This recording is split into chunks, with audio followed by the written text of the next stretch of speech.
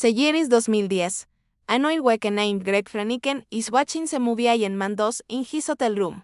The next day, he's found dead on the floor. The police say it's a natural death. But his wife knows something's wrong. Greg's ribs are broken. His heart is punctured and his organs are torn like he was hit by a car. But there's no sign of a struggle or a weapon. So how did Greg die? Greg was a landman whose job required him to travel. He'd been working in Beaumont, Texas, and staying at CMSM Elegante Hotel. His routine never changed. Every weekday after work, he'd go straight to his room, order a candy bar from the vending machine, watch TV, and smoke in bed. And every morning he'd wake up early, eat breakfast, and head to work. But on September 2010, something went wrong. Greg never showed up to work. His coworkers grew weight and eventually went to check on him.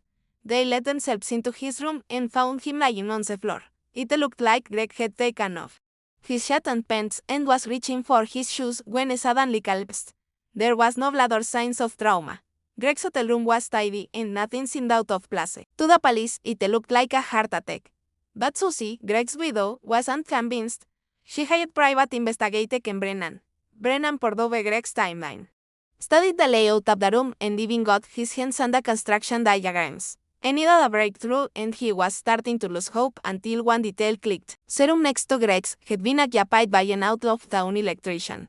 The night Greg died, the electrician accidentally fired his .45 caliber gun. The bullet tore through the wall and into Greg's room, where it lodged in Greg's torso.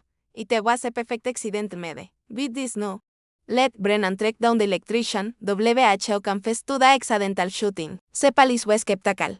But a new evidence made them take another look. The case was reopened, and eventually the electrician was charged with negligent homicide, except 2 years in jail before being released. In the end, it came down to one bullet, one wall, and one dead man with no trace of how he died. If not for one man's obsessive investigation, Room 348 might have stayed an unsolved mystery forever. Thanks for watching. When watching this case, it's important to keep in mind that the electrician, although negligent, was not the intended target and did not mean to kill Greg.